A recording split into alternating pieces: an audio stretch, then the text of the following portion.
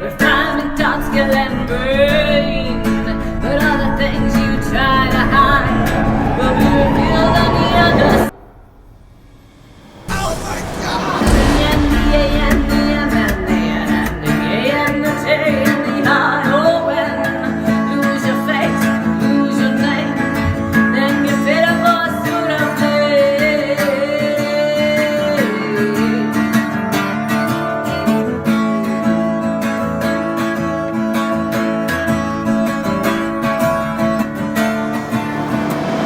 What the fuck is up, internets? Welcome to another episode of That's the Motherfucking Trailer. I am Mr. Royal, and this is Mr. Motherfucking Dirty Godfrey. Godfrey. Today we are covering a movie that was not intended to be in the lineup, but ended up there thanks to our blossoming friendship with filmmaker Michael G. Kehoe. He happens to know the director BJ McDonnell, so he got us in touch with him. BJ got us in touch with Open Roads Films. We got to see the movie early, which is a first for us. We were very excited about that. We actually just finished watching it, and we decided to put it in the schedule because it's not every day that you get to speak to the director of the film. So BJ McDonnell will be joining us later, as well as we just found out that Marti, Matulis, who's in the movie, he's credited as a caretaker, but he has a much bigger role than that. Spoiler alert. We'll keep it spoiler free. That's as much as I'll say. We won't ever get another screener again. But before we get started, we would like, of course, to thank our good old folks over at Patreon, who, of course, without you, how can we not give a huge thanks to all of our current Patreons? And we've had an influx of supporters. We have Andrew Hintz, David McGiffert, Jeff Schultz, Royce Freeman, Freeman, Joyce Nastasi. That's my cousin. That's Joseph Nastasi. Is he red? He's a communist or something? I don't know. All right, Christine Clinton, Nancy Zimmerman, Toto Toropo, John Tanner, and Nicholas Lagrin. Lagrin. Are you arguing R at the because end there's of an that? R in it? Yeah, before the G. Jehovah starts with an I. You can join our supporters at patreon.com/TTFT show for as little as $1 a month. Now, and you can hear us butcher your name. Well, hey, I'm gonna go with Tommy Boy. I'm gonna leave it alone. If you prefer to just hear us on the go, you still have an option. We can be found wherever you get your podcast. You know why? Because we're official. Multiple options, like anywhere: Apple, Google, Spotify, Play Store. All of our episodes and all of our interviews are now available with the audio versions only. Before we get into the show, check out our sponsor real quick. Try voting.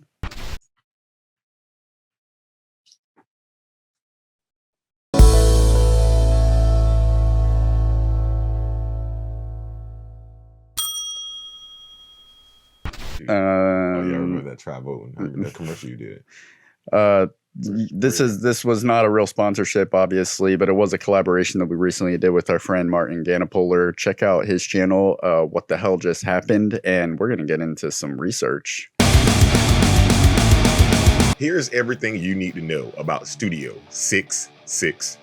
Take us away, Dave. The legendary rock band Foo Fighters move into an Encino mansion steeped in grisly rock and roll history to record their much-anticipated 10th album. Let me apologize in advance for all the rock we're about to make. Once in the house, Dave Grohl finds himself grappling with supernatural forces that threaten both the completion of the album and the lives of the band. Oh my God! This was released, this is a first, February 25th, 2022, which is, as this moment, technically hasn't happened yet. We are in inceptioning. Everything that's happening now is happening now.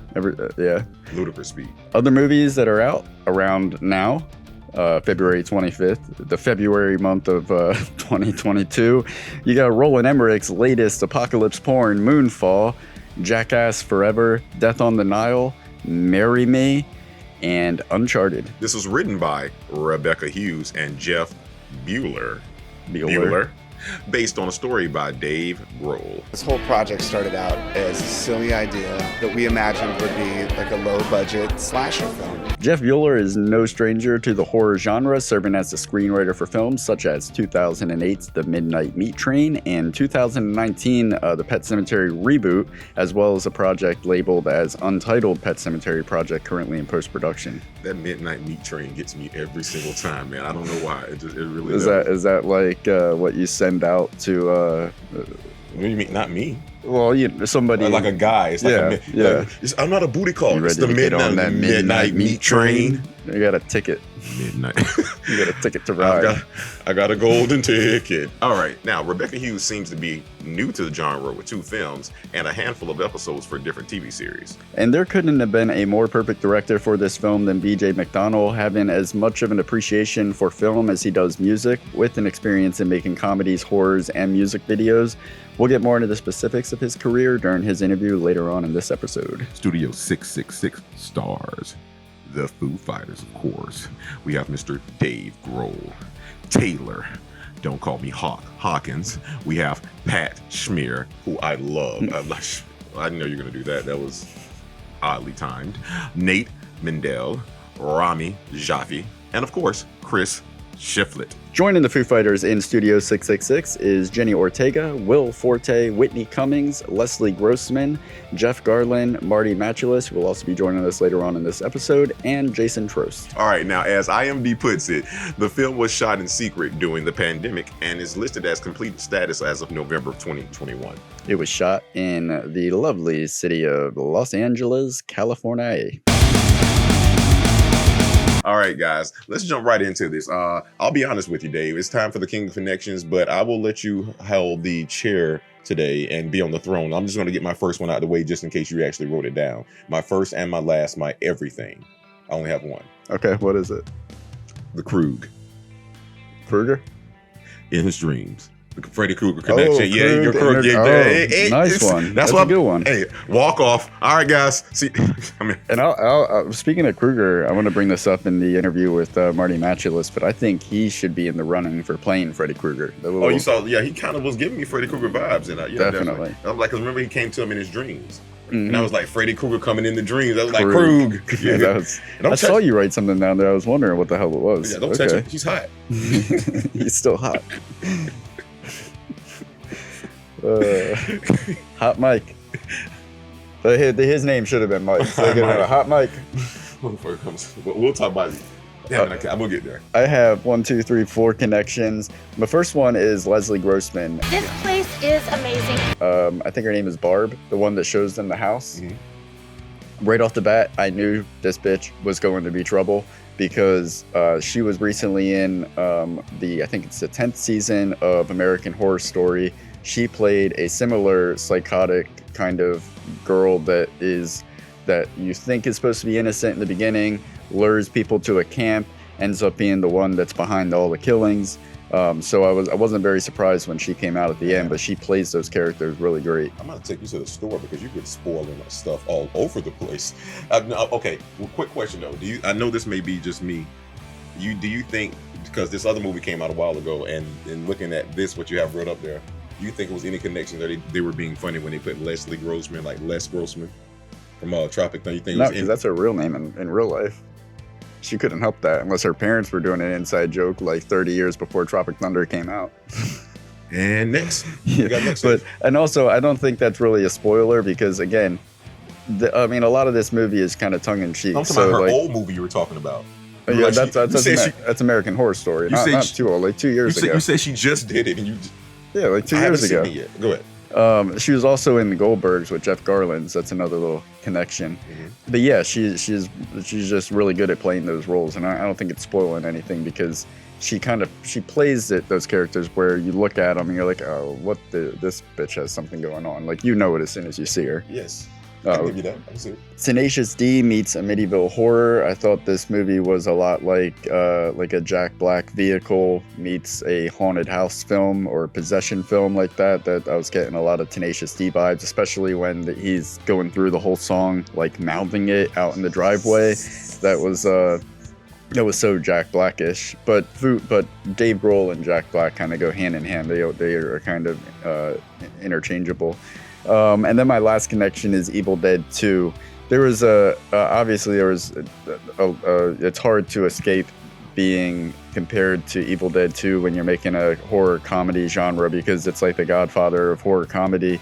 But I think there was one moment that they were self-aware of the fact that they like paid homage to Evil Dead 2. Shortly after they find the Book of the Dead, the two band members, Pat and the other dude, I can't remember, but as soon as they find that, they look up and they see the raccoon screaming, and it was very reminiscent of the deer on the wall that's screaming at Ash in Evil Dead 2. Huh?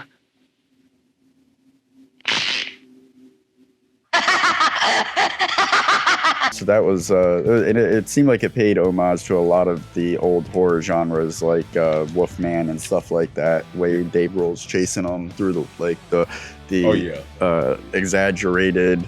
Speaking of that raccoon, really quick before we move on, is you know I have to always try to find a way to put anything Marvel into this.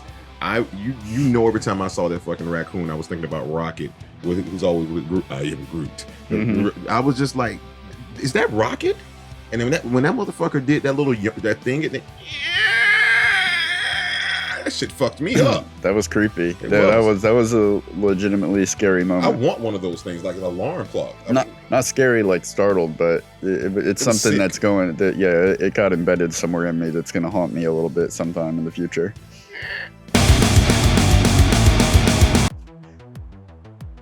What the fuck is up, internets? We are live at Sunray Cinema Drive-In in Jacksonville, Florida at the Studio 666 premiere here. As you can see it, playing behind me, the lovely Whitney Cummings and her top titular area. We're about to give you 6 facts about the film, and here they are, starting at 1. The idea. The story for Studio 666 was actually developed by Foo Fighters frontman Dave Grohl. It would eventually be fleshed out into a screenplay by writers Jeff Bueller and Rebecca Hughes. Number 2. The director. BJ McDonnell, no stranger to horror, comedy, music, and Foo Fighters, having directed Hatchet 3, a comedy horror, did the cinematography for many great horror films, directed some great music videos, including the 2017 Foo Fighters video for their Grammy-winning song, Run. Friends of McDonnell who worked on the 2014 Foo Fighters album Sonic Highways contacted him to let him know that Dave Grohl wanted to do a horror film and that they should meet up. Their initial meeting would take place in the house that would eventually become the infamous Studio 666 in the film. The sound of this house is the sound of album 10. Number 3. Inspiration. McDonnell and Grohl wanted to make a band film, drawing inspiration from the Beatles, A Hard Day's Night, and Help. Kiss meets The Phantom in the Park, and Tenacious D and The Pick of Destiny. And McDonnell, being a fan of gory horror films, drew inspiration from films like Evil Dead. Number 4. Jam session acting. The Foo Fighters are no stranger to cinematic storytelling with their thick library of funny and innovative music videos, but music videos rarely require dialogue. So how did Studio 666 achieve such natural and hilarious performances with people with little to no traditional acting experience? Director BJ McDonnell said, "We let them just rip and play themselves in a totally goofy and gore-filled story. It was also fun watching the Foos interact with actual actors. The guys are used to music videos, but in videos, the script is the song, and dialogue can be kind of hard sometimes with non-actors. I said we have script points to hit, but it'll be funnier if you all improv, so just be yourselves. And if you add comedians like Jeff Garlin, Will Forte, and Whitney Cummings, who are no stranger to improvisational acting, you get the magic found in every exchange that takes place in Studio 666. Number 5, Double DP. When it came to finding a director of photography, McDonnell approached Eric Leach, who he had worked with many times before. But Eric got an opportunity to work on a TV show, which McDonnell encouraged him to take, so Michael Dalator was reached out to. McDonnell said, "I had recently watched Brightburn, which he shot, and when he said he could do it, I hired him then and there." In March of 2020, everything had to be shut down due to the pandemic. When they were prepared to get back to work a few months later, the tables had turned. Now Michael Dalator was committed to another production and Eric Leach was available. So half of the film is shot by Michael and the other half is shot by Eric. And you would never know without someone telling you. Number 6, killer kills. Studio 666 goes hard and strong when it comes to the kills. McDonnell said, "When it comes down to kills, we wanted it to be laugh-out-loud gore. The amount of blood that was used in the chainsaw death scene drew inspiration from Johnny Depp's character's death scene in the original A Nightmare on Elm Street. A whole set had to be constructed for that scene to avoid destroying the guest house that they were filming in due to the obscene amount of blood used." And bonus fact, kind of based on a true story, a little bit, sort of. Not unlike in the film, the Foo Fighters really did go to that actual house to record their latest studio album, Medicine at Midnight, released in 2021. They were actually in the process of recording that album when Grohl and McDonnell first met and began visualizing the story. Originally, the release of the album and the premiere of the film were intended to coincide in February of 2021, but COVID caused some readjustments in the production of the film, delaying its originally intended release. And that, my friends, are 6 + 1 facts about Studio 666. Back to the show. I have a theory. Now, my theory actually wound up being right. So halfway through the movie, I found myself wanting to switch my theory just to try to make it fun. And what I came up with is that house is not the first time that house has been used. Even before that, like they always send people there to, you know, it's been like generation after generation, like to, it's been some conduit of a house, like a house on a haunted hill or something like that. So while, put it this way, some supernatural fucking Sam Winchester and Dean Winchester shit has been going on in that house for a long fucking time, is what I came up with based off my alternate theory. Because I don't want to tell the real theory because it's actually what happens in the film. That was weird. Okay. My theory is, for anybody that's seen Tenacious D, Pick a Destiny, there's a cameo from Dave Grohl in that movie, which, by the way, I was kind of let down that there were no cameos from Jack Black or Kyle Gass from Tenacious D. We could have missed it. Yeah, but also it's easily forgivable because if this was shot during the pandemic, there was probably like issues making sure that everybody was good to go, whatever, playing it safe. It used to be a pandemic film, by the way, just throwing that out there. I mean, hey, hats off. Yeah, but so Dave Grohl in Pick of Destiny, he plays the devil, Satan, Lucifer himself. Mm-hmm. So my theory is that without spoiling anything here, what happens to Dave Grohl in Studio 666 naturally progresses into him eventually becoming the ultimate rock god, Lucifer himself. I am complete. It's crazy because I brought up Supernatural a while ago, but that actually happened in the episode of Supernatural. Well, it was actually the devil himself. And he came, he was like a rock star. Oh, Dave Grohl was the devil. He's the devil. That shit is crazy. Check this riff, it's fucking tasty. Oh my gosh. Yeah, we'll get into the acting side of everything once we get into scene stealers, but right. Yeah. Now, what I will say about this is now for the runtime of the film, the pacing is pretty good. Even if you ever find yourself starting to lull a little bit, something happens, you have to keep your eye on it. And to what you said, I agree that they took, or should I say paid homage to a lot of 70s and 80s and early 90s horror films with the things they were doing. They didn't shy away from it. They led into it, and it was good. Yeah, they got, I was making notes like every time I saw something that was, that reminded me of like a horror movie or something from the genre, it did a really good job at paying tribute to if you're a horror movie fan, you will love this movie because it's having fun with all different versions of the horror genre, from like the paranormal side, the Wolfman side, where like the old school horror movies, the medieval horror. It's got the slapstick horror like Evil Dead. It goes into like the possession, like Exorcist. It's all over the place, but it all blends so well. They paid homage to another film. Now what's interesting about us covering this is that I literally knew next to nothing about the Foo Fighters, and you knew pretty much a lot. But point being is, I want to ask a question. What's the drummer's name? Taylor. Can't remember his last name. Just say Taylor. They paid homage to another movie, Whiplash, because how Dave Grohl was treating Taylor on those fucking drums. I was like, yo. Not quite my tempo. I've seen just enough of Whiplash to know what I'm talking about. Right there. Yeah, that is so. Somebody needs to do a supercut back and forth. I'm doing it. I don't think you are. Here you go, man. Finish the song. You did.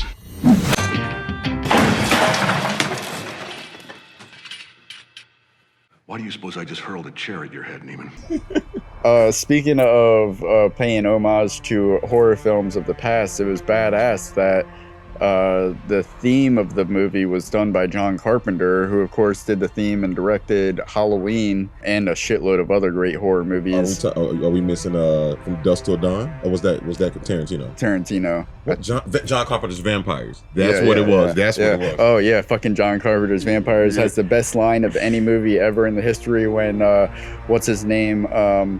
What's his fucking name? It's gonna escape me now. The main guy, where he's like, it'll bend you fucking over and take a walk up your strata chocolata while it's sucking the blood out of your neck. Stand there with garlic around your neck. One of these buggers will bend you fucking over and take a walk up your strata chocolata while he's sucking the blood out of your neck, all right? And for the longest time, before subtitles were available or captions were available, I'm like, what the fuck did he say? I'm hearing strata chocolata, but that is not a word. And finally, captions came available on the DVD, and it says strata chocolate. James Woods just pulled that shit out of his ass, just improv. He'll take a walk up your strata chocolata while he's sucking the blood out of your neck. Anyway, but yeah, that John. Did you say that in the hotel, or would you say that outside the church? When he's driving, when they're driving somewhere, he's telling somebody that. It was underrated, but yeah, it's crazy that. And I could only imagine how validating that must feel for B.J. McDonnell, the director, who is like, you could tell when you go on his social media that he is like, he's a horror fan, true and true. Like, it's going back to his childhood, grew up on like the 80s horror, so it must be so crazy to have John Carpenter doing the theme for your movie. Well, speaking of the theme, this is the one thing that I did. I mean, it's like, how could you not get it wrong? Because it's what they do. The score for this fucking film and it's just amazing. I'm not even gonna lie. Like, even the Foley. I mean, everything like was like they went back and, like, you hear it, you feel it, and the fact that, I mean, spoiler alert, you actually get to hear, like, not only we just get to see a movie first, we get to hear music nobody else has heard. Mm-hmm. And to be honest with you, I'm not even, I'm not lying. The shit was going. You see me here like, okay, all right, fuck it, yeah, man. But I'm not gonna. We'll get into it later. But one thing you got to do that I didn't do, you found certain things funny that I didn't, only because I didn't know the history of Foo Fighters. So you got to see some. You're like, dude, no, he's played that song before, like. And then, so yeah, it was dope, man. I like the reoccurring bit with Grohl and Taylor with because they're both drummers, so he's like always fucking with him about changing up how he wants it counted down, like the 5, 6, 7, 8. He's like, Taylor's like a dancer. And 1, 3, 5. No, only odd numbers. 1, 3, 5, 7.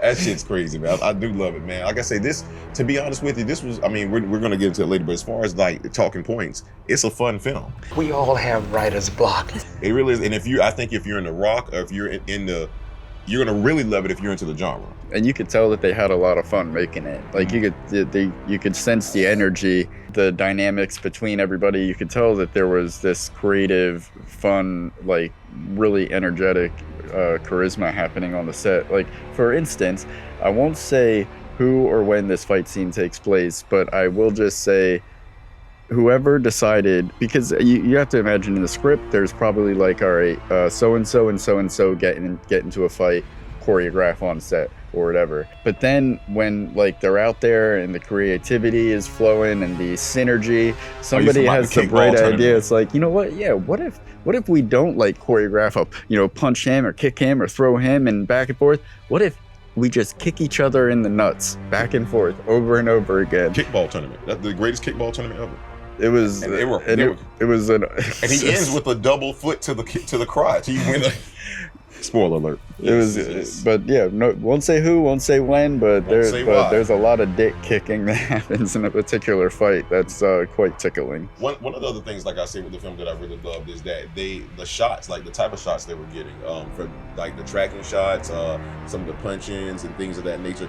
Now, I will say this, as far as they did a mixture of practical and of course some CGI. Mm-hmm. I think they could have got away with just doing everything practical, to be honest with you, because they really did some creative things with it. But of course, when the crew got, Yeah, and I think sometimes the CGI helped to like fit in with the theme of the movie being so over the top wherever it went, because like practical that particular death scene, I couldn't imagine it being as shocking as it was without the like over the top effects added on top of it. The last note that I have is a cameo that happens that I was very pleasantly surprised to see. Mr. Jimmy Simpson shows up in the movie. Fans of Always Sunny will know him as a McPoyle brother. He pops up in there. Doesn't really do anything too extraordinary, but it was cool to see him. You will call her!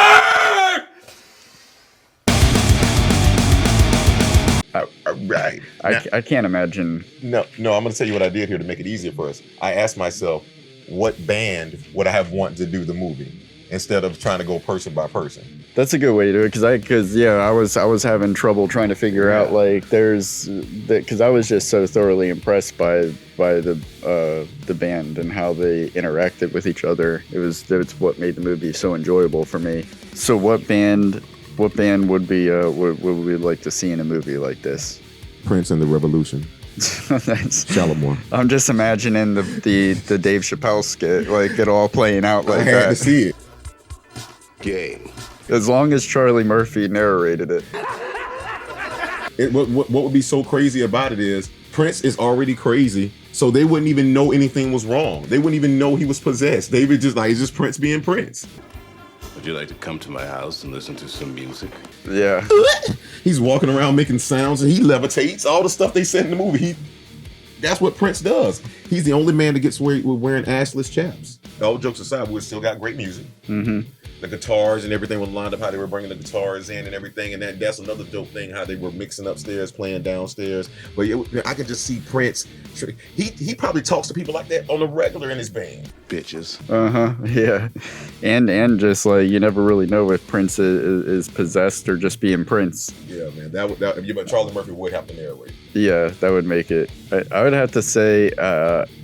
Not even my choice wouldn't even be a band. I just want Kanye West by himself, and you're just watching him go crazy on his own. Maybe he starts seeing different versions of himself. Oh, that'd be sweet. He'd be like, "That ain't you, Ye." Yeah. Jesus, get them strings together. Yeah, it's Yeezus versus Kanye. Yeezy, get them shoes off and get in here.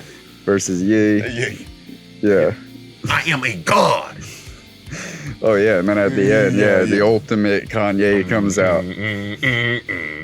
Oh, and then like he's like, Jesus walks. Like, oh yeah. There we go. I want to see it. Now I want to see that movie. The late college dropout, registration, 808 and heartbeats. Yeah. Oh yeah, that's Donda. Yeah, then the boss level is like Sunday service Kanye. The only other thing that would have been dope is if it would have been the band from the Andre 3000 skit and Hey Ya. All the members of the band in that house. That'd have been dope. Outkast would be. I think Outkast could pull off a movie like this. Yes, and the Goody Mob. Yeah. Dungeon Family. Shout out. Or Wu-Tang Clan. I thought about them.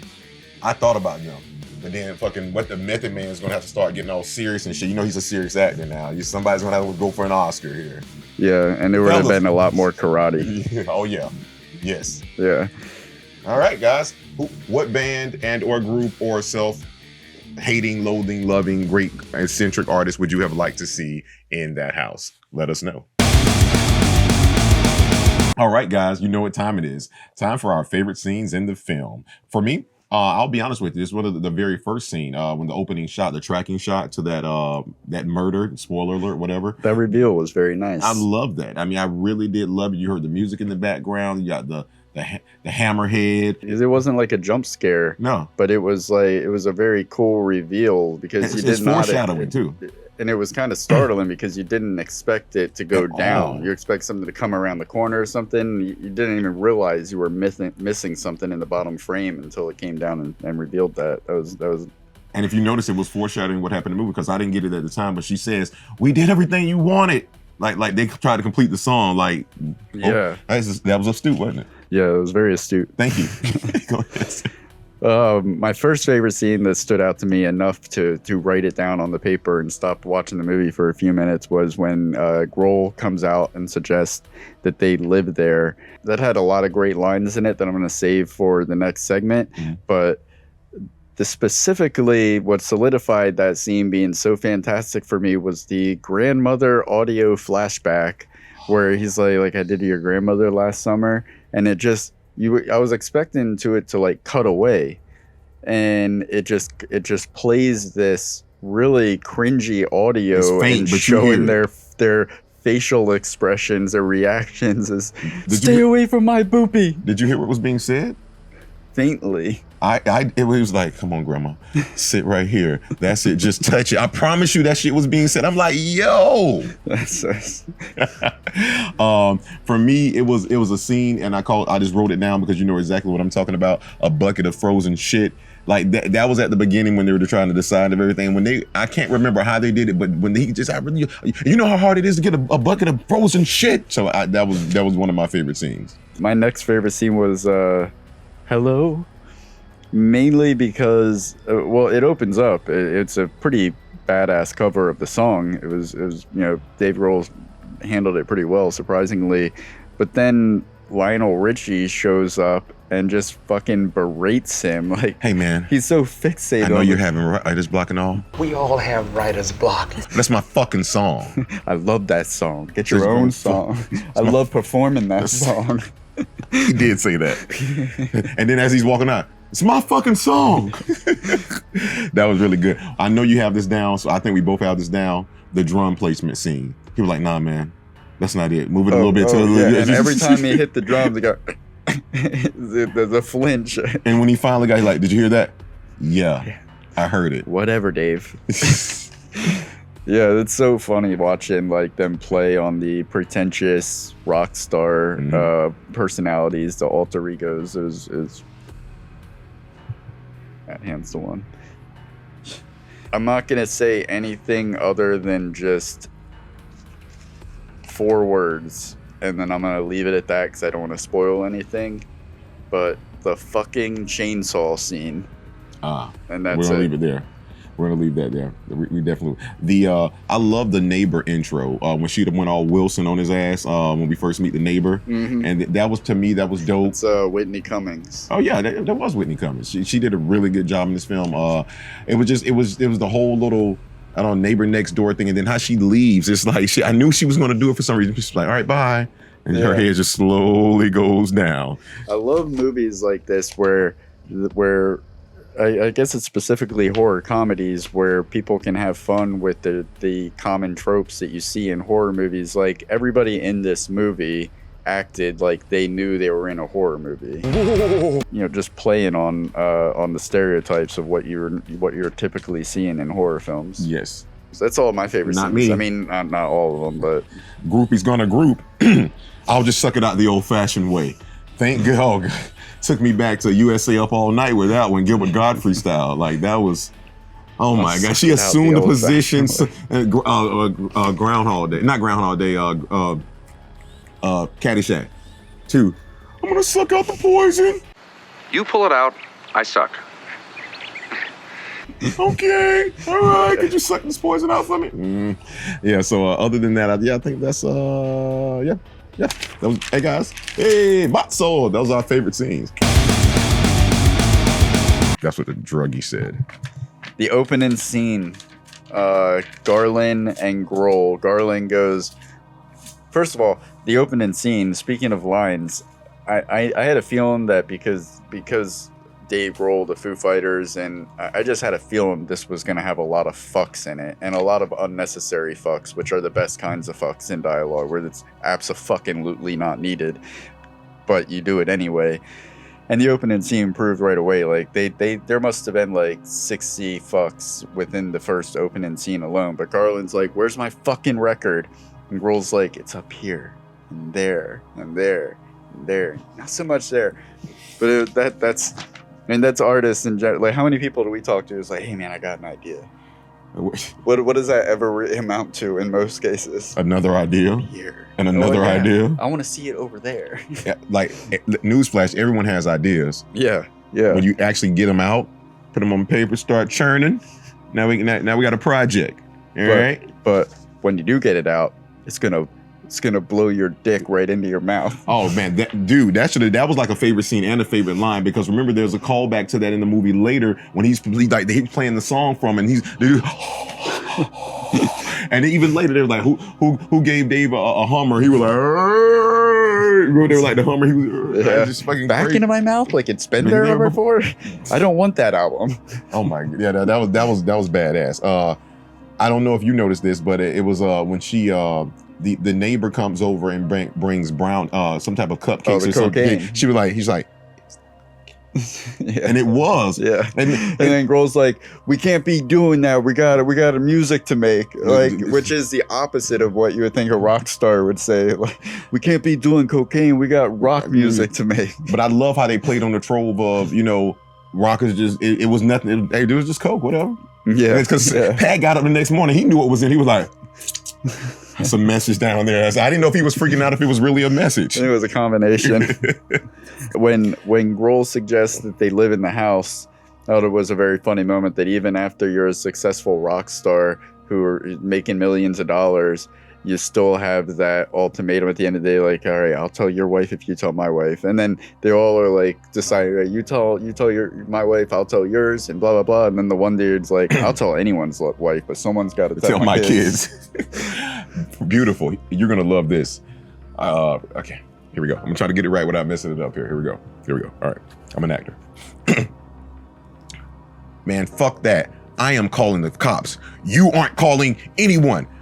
Crush his phone. Matter of fact, you know what? Everybody, give me your phone and give me the keys to the vans. Thank you. I don't have my phone anymore. Thank you. That was so beautiful, man. Like, and it was because it's a callback. Like, just crushing the phone was funny, but then to come back and put him in like the last one in the line, like, I don't have my phone anymore. Thank you. Yeah, it's beautiful. The next thing I have is just kind of like a series of lines that something that I really liked about this movie is how it seems like in most horror movies, people act a certain way in horror movies where like you could watch somebody get decapitated and they're just like, run or get out of here, or it's not like they just saw a human being get their head lopped off for the first time.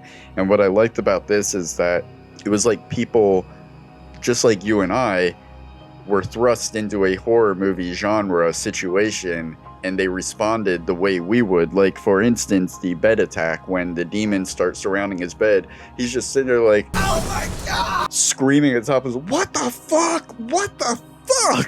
And then the same thing when he goes into the basement, he sees the raccoon hanging on the thing, Dave Grohl's like, who kills a fucking raccoon?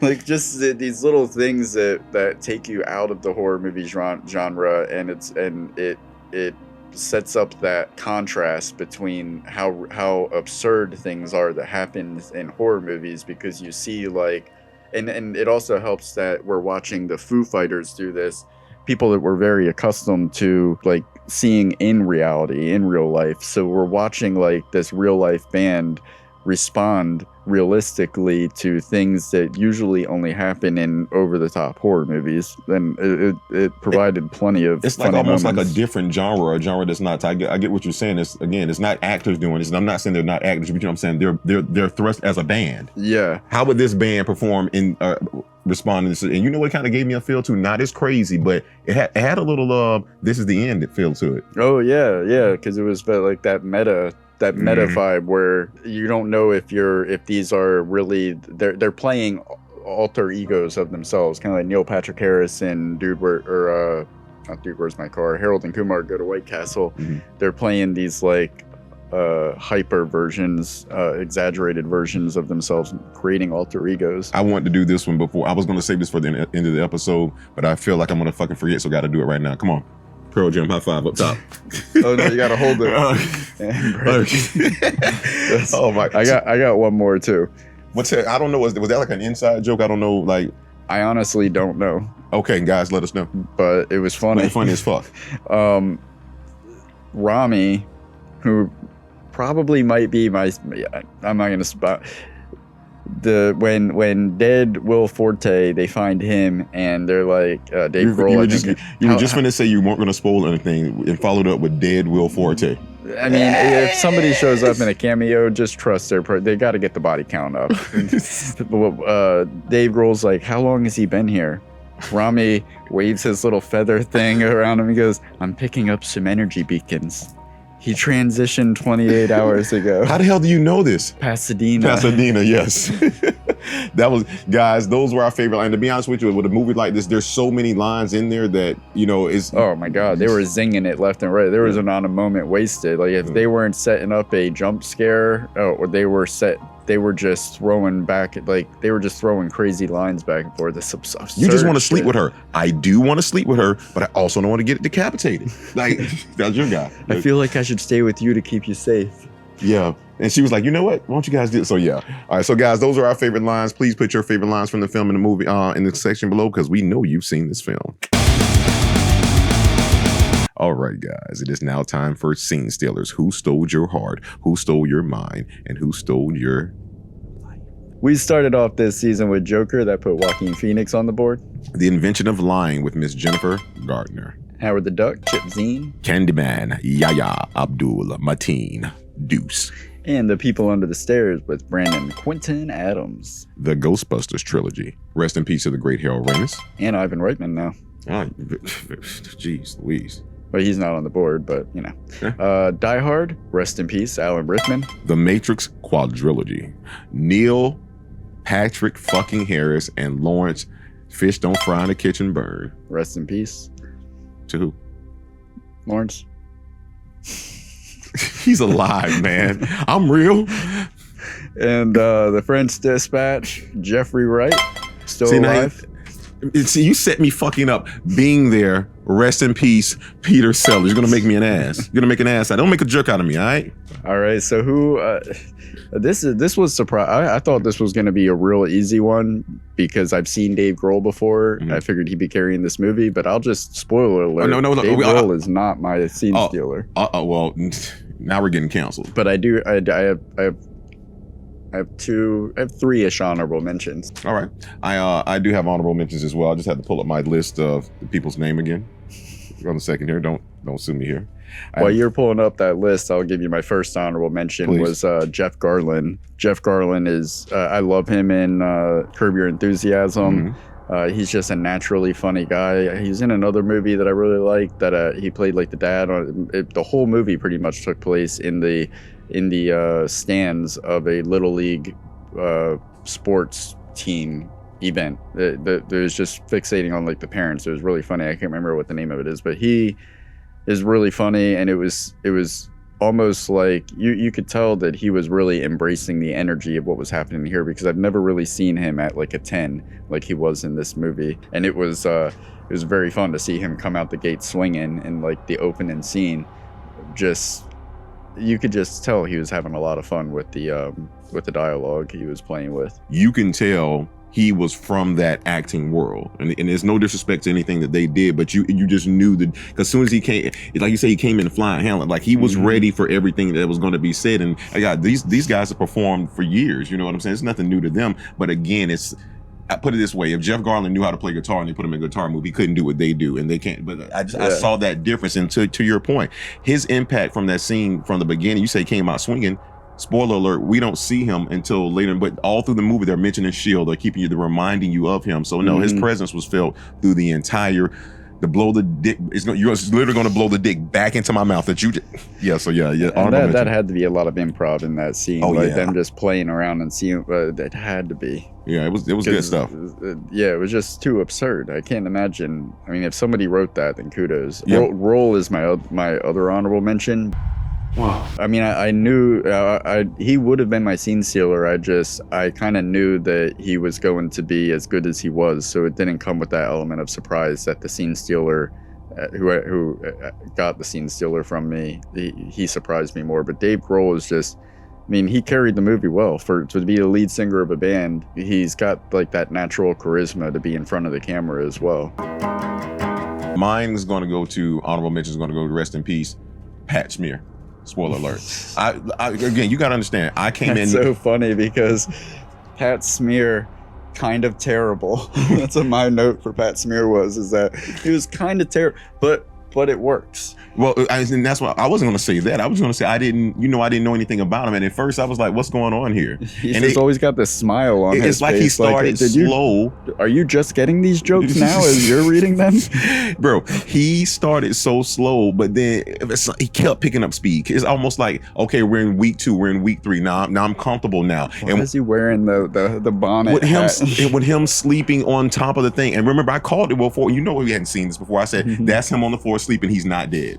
You know, and again, the thing, even like I said, towards the end of the film, he's running around screaming. He's doing the stuff, and he like, to me, his character grew, and I guess that was for me what I was not looking for, but it jumped off the screen to me. Like Pat, every time he started owning scenes. Yeah. I mean, you could just out of the whole band, I will say that he's the one that was most obvious to me. Like, okay, it's a good thing that you chose music, because like you know they're gonna watch. The Foo Fighters are watching this as we speak. Well, I'm just glad that that's not his passion in life, because while it worked in this movie, it definitely worked. He was a badass. He's fucking MacGyver at the end of the film. He's fucking hot wiring cars and shit, man. Come on. He was in the midst of hot wiring car. We won't spoil that alert for you. Yeah. No, he was bad, but I liked a little Napoleon Dynamite action.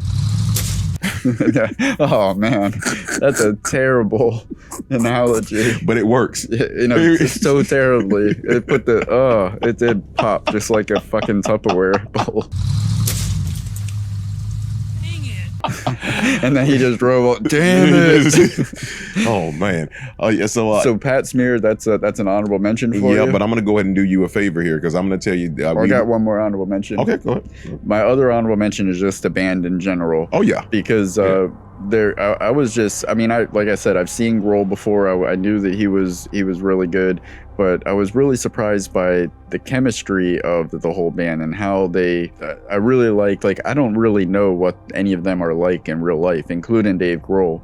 So it was fun to see them kind of invent these alter egos for themselves and give themselves these weird nuances to their characters, like the guy that's always having to touch Dave Grohl. That was Pat. No, well, Pat. You see what I'm talking about? Like there's, and of course, you know, they did all of their music videos going back to the 90s have always had this like cinematic flair to them. My blisters have blisters. I shouldn't have been too surprised that like they can carry themselves well in front of the camera, but I do just have to give the whole band in general an honorable mention, because their chemistry is really what made the movie enjoyable. It made it work. And the beautiful part about it is when they're actually playing together, you can tell when they're just playing for the camera, but some of those times they were actually playing the song, and you can tell this is when they were in there. Nobody looked like they were acting at that point. They were really into a jam session, and that's what I truly loved about it. So yeah, I'll definitely concur with you on that. But I'm going to tell you this. I'm going to let you say it, but I'm going to already tell you I agree with who you're going to say for the scene stealer. Rami Jaffrey. Was that my guy with he transitioned 28 hours ago? Yeah. Yep. The glasses. Yep. That dude just surprised out of me. nowhere. Like, who is this guy? Needs to quit Foo Fighters and go into acting and comedy. He's the next Zach Galifianakis. You called it out from the beginning. You were like, man, he's just so weird. He was the wild card. Yeah. Let me apologize in advance for all the rock we're about to make. And he played it so well that I actually Googled it while watching the movie. I'm like, all right, maybe I feel like this guy's like a plant. Like he's not really in the band. He's like a comedian that they're trying to play off like he always was a part of the band or something. But no, he's and I also kind of like, man, if somebody told me that this was David Wayne playing that guy, I would have believed it, because he seemed like his character seemed like he fell out of a David Wayne movie. He was just, the whole time he was just himself. Like he reminded me of me a little bit. Like, well, actually, even I've never done this. Spoiler alert: he was having sex with the shades on. Yeah, and all he cared about was getting laid. He was that rock star. Like, hey man, drugs and women. Sex, drugs, and rock and roll. That was meditation. Fuck meditation. Yeah, man. I will say this: his character, like I say, he comes out of nowhere. He never oversteps his boundary in the scene. He plays to no matter where they're at, in the woods, here, there, and then again, and like I say, he's smooth with it. So yeah, early on, I think it took maybe a total of 2 minutes of screen time from him. And I felt confident that if he was going to be on the screen or be a big part of a scene, it was going to be extra funny. because it like he immediately set that tone and didn't let down like for the whole movie. I can't think of a moment where he didn't make the most out of whatever screen time he had.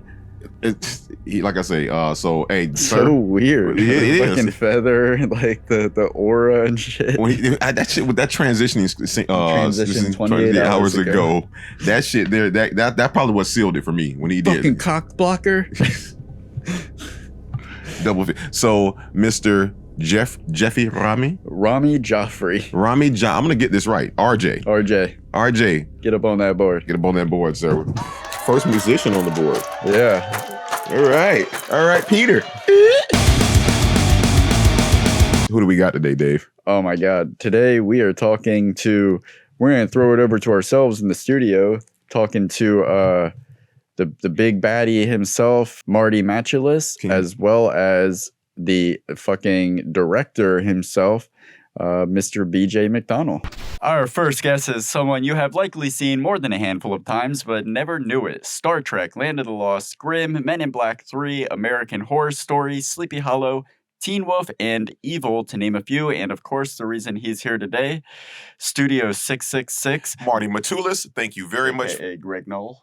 Oh, the Knoll? Yeah. The Knollster? Yes. / caretaker / creepy thing / we don't know what else. Thank you so much for being here today. It's been a pleasure. We've seen the film, and first and foremost, I know we're going to jump into that later. We just want to tell you a fantastic job. We've seen the film twice, so that puts us in rare category. As have I. Great. It was fun, right? That's a weird one. Yeah. It's everything you should possibly expect from a comedy horror film starring a rock band. Yeah. That's the best way. Yeah, that's the perfect pitch right there. Yeah. Now, it seemed to be a very tight-knit group behind the production, and IMDb, take that with a grain of salt, says that it was shot in secret during the pandemic. What led to your involvement in the film? My involvement is, as many of these jobs for me are, through the makeup artist directly. So Tony Gardner, and I've worked with him. He got my name from someone for a San Diego Comic-Con thing where they were doing something for Vikings. And because of that, and shooting the shit during the day, he thought of me for this thing. And then that was kind of it. Like, I sent them my stuff, had a meeting, and then we were off and running. And then after one day of shooting, they're like, wait a second, there's this thing. We don't know what the thing is. Hold on. And about 2 days later, they're like, it seems to be a global pandemic, so we're going to stop. So we did. Wow. I think they had been going for a few weeks or whatever, but I was there for about a day before they shut down the first time. So we took a really long break.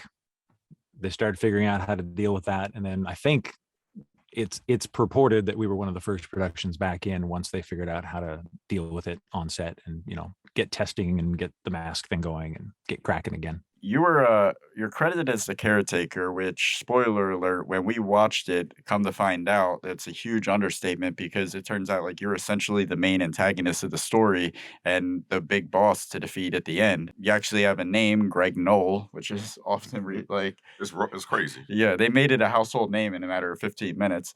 Were you aware of how substantial your role was when you accepted the part? Nope. No, I didn't have a clue. Really? How was it pitched to you? Initially it was like, Tony said, hey, there's this thing and he's this creepy caretaker guy. I'm like, well, as I do with any of them, like, great, that sounds fun. Let's go play. And then they sent me the script and I started going through it and I'm like, where is he? Oh, there's a creepy caretaker. Cool. And wait a second, it just started putting it all together. And then by the time I get to the last scene, I'm like, I get to have a fight with Rockstar? What? Yeah, it's just all kind of like came through as I was reading the script, and then there we are. Now we read the showdown, or what did you want to go to? Yeah, I'll just. You say you want to do the showdown thing. Yeah, well, I mean, if you could just expand on that, what that was like shooting that fight scene with Grohl. It was the best.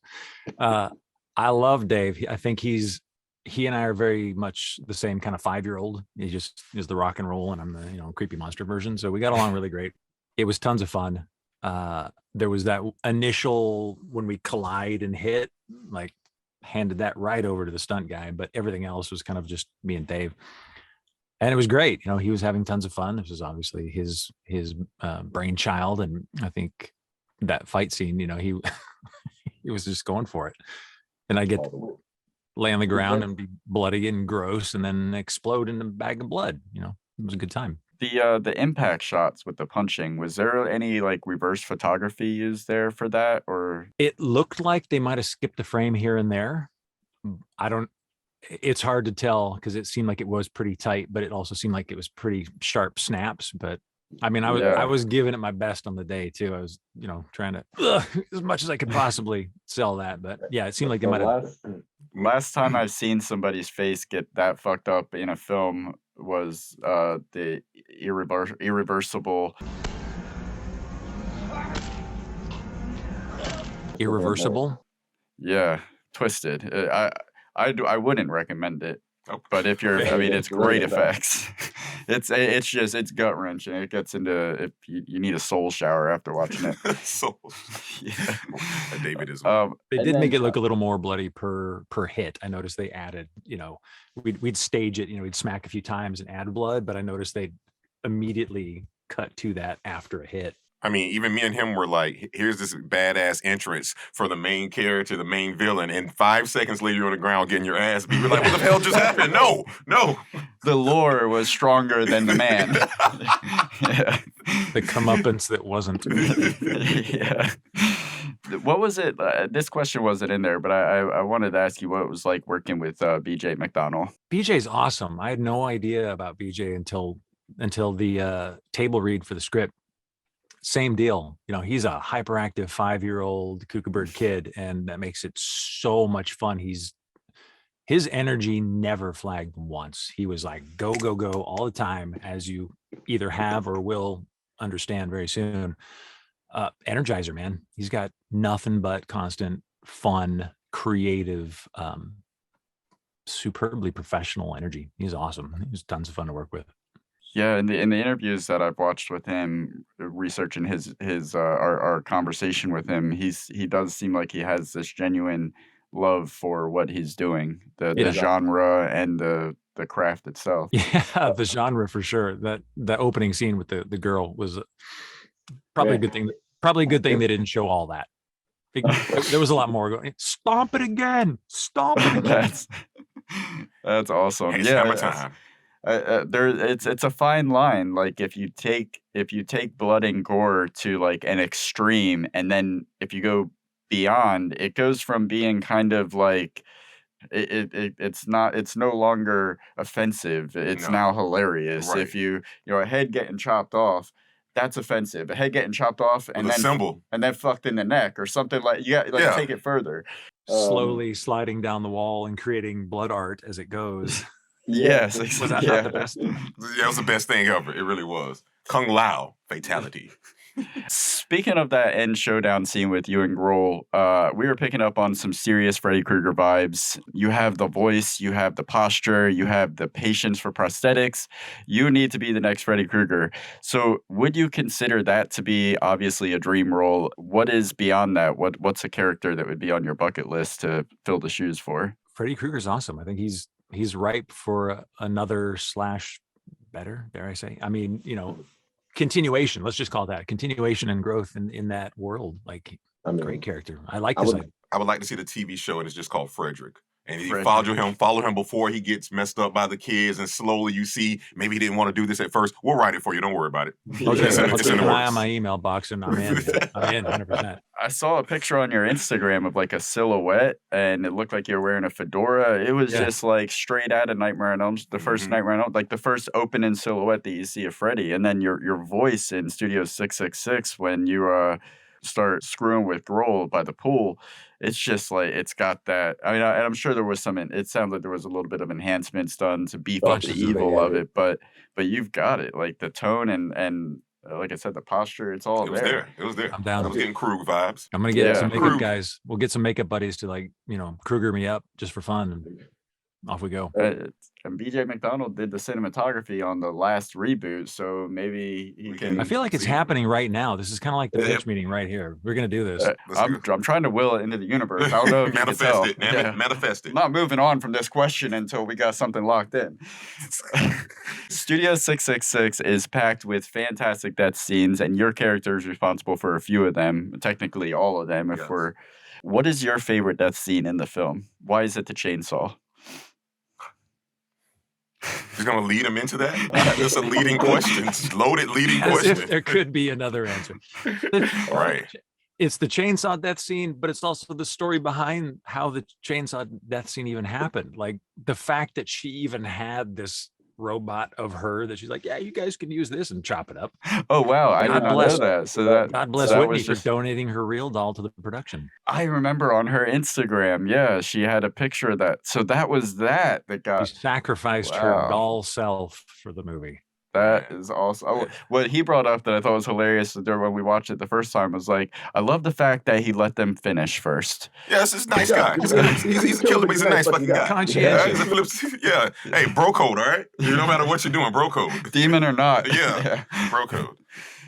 Yeah, that was that's one of those scenes that you take somebody or you show it to somebody that you know is kind of cringy, and you just wait for that moment and just It's my favorite part. bask in Last night, my girlfriend had her face in here. She's like, she saw it coming, no pun intended. And she's like, no, you're gonna love this. Open your eyes. Right. Talk about going Dutch. Half and half. All right, let me ask you this. What was the most challenging part of the Studio 666 production for you? Wait, he fucked her and then had to split. I see what you did there. Yeah, sorry. Now you can go ahead. That was. Now, please. You're on fire. What was the most challenging part of the production for you? Laying in Dave Grohl's pool of vomit. Ah. You know what that was? That was a bunch of like dairy product that was like going into the pool drain hole and warming up that I had to lay right over. So the steam of the rotting milk was coming up for hours on end. That was the hardest part of Studio 666 for me. All right. That's smelling that stuff. He probably did throw up that much. It's like, I'm like, you know what?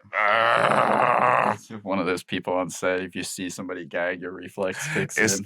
Is there a particular memory from the production that stands out to you, other than the reverse milk coming inside your nostrils and destroying your insides? I mean, the sense of camaraderie that you get on those like little kind of, I wouldn't call it low budget, but there's something a little bit like, oh, we're doing this and there's COVID and are we going to get it done? And we're all in this together. And then a bunch of us at the finale, when I explode, obviously that was a mix of a bunch of different elements. So when they did the blood bag explosion part, there were a bunch of us up on that railway of the house, just kind of watching it going, this is going to be great.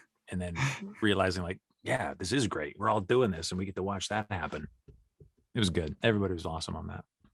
There was were you around for I heard whispers of blood running down the streets of Encino? Were you around for that? No, but I can there Sounds like you're trying to indicate him in a crime or something like that. So were you there? I can't blood or well, yes, let me clarify. Please. No, fake, you're good. you know, fake blood, the Caro. But No. I can't remember if it was an interview that I saw with BJ or something in the press releases, but there was something like he was I think it was after the chainsaw scene. I think they built a set for that, right? So they didn't have to destroy the guest house. And when they wrapped that night, he said he walked down the hill to his car and there was like pools of blood way down the hill from the house on the road from that scene. I think it was. It could have been that, or it could have been that pool blood bag thing, because we shot that one a couple times. It was a huge bag and they literally exploded Probably it. just drained down. And went down the drain after the dairy product. So it could have been that one too. Like what did that neighborhood look like? Was it expansive, or was it like your typical it's getting up into the suburban? windies a little bit. It's up on a hillside, so there's not like Okay. a lot of really close areas, but there's definitely a good downhill slope for anything to pool and then travel. Okay. It's a story to tell for the neighbors. What do we got here, boys? Yeah. All right. Before we move on from Studio 666, right now the trivia section on the IMDb page is looking a little thin. We're hoping to beef it up a little bit. Wonder if there's anything that you're at liberty to speak about that you think fans of the film would like to know.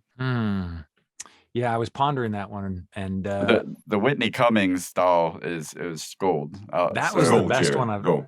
I think I preempted it with that. That's probably the best one that I'm aware of. Yeah, nothing beyond that. I mean, I wish I could say like, Dave Grohl actually was just a raving egomaniac and he only wanted green M&Ms in his room.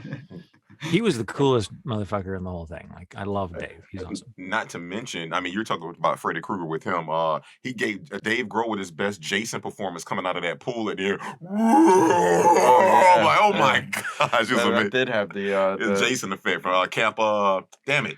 Dave's got chops. Yeah, he he does fun. He does funny. He does No, he's good. He was definitely there for it. He was definitely there. Before we say goodbye, and thank you again for being with us today, do you have any parting words that you'd like to leave the audience with? Movies are awesome, and so we're monsters. Yeah. And read books, kids. Read the books. Reading's good. It pays to increase your word power. That's true. Marty, thank you so much. I hope to see you in my nightmares sometime in the future. Hey, we got a draft to write. We got to get started on Frederick. Yeah. We got to go get started. Write it. Yes, write it. Yes. And then we'll all be. Thank you so much, Marty. Have a great night. Thank you. All right. Say hey to BJ. 1, 3, 5, 7. He is an award-winning camera operator and director spanning TV, film, and music video productions with around 200 credits. He's worked on most of Rob Zombie's films, MacGruber, The Nightmare on Elm Street reboot, Jonah Hex, Killer Joe, Abraham Lincoln Vampire Hunter, Jack Reacher, This Is the End, The Interview, Avengers Age of Ultron, Ant-Man, Neighbors 1 and 2, Popstar, Never Stop, and Central Intelligence, Office Christmas Party, the Annabelle films, We're Almost There, The Disaster Artist, The Nun, Shazam, American Horror Story, Zombieland, Double Tap, The Conjuring, The Devil Made Me Do It, among many, many others. He recently worked on Top Gun Maverick and Salem's Lot, and The Fabelmans, a Steven Spielberg film that's currently in post-production. In 2013, he directed the third film in the Hatchet franchise, a number of music videos for Slayer, as well as other bands, and his newest film, which brings us here today, Studio 666, hit theaters February 25th. Thank you very much, BJ, for being here today. Thanks for having me on your show, guys. I appreciate it. Are you not impressed? Look at this man's diaphragm. After reading all, he's about to pass out over here. I thought we were probably going to have to wrap the show after you named all that. Knock on wood. I had 2 cigarettes before this. I'm still catching my breath. All right, so let's jump right into it. Boosted my ego. I'm reading all that stuff. That's our goal before we get into it. Make sure you're in the right place. You guys all ready? Here it comes. Let's get into it. Studio 666. All right. You said in another interview that the most challenging part of the production was navigating the hilly landscape of the property that the house sat on in Encino.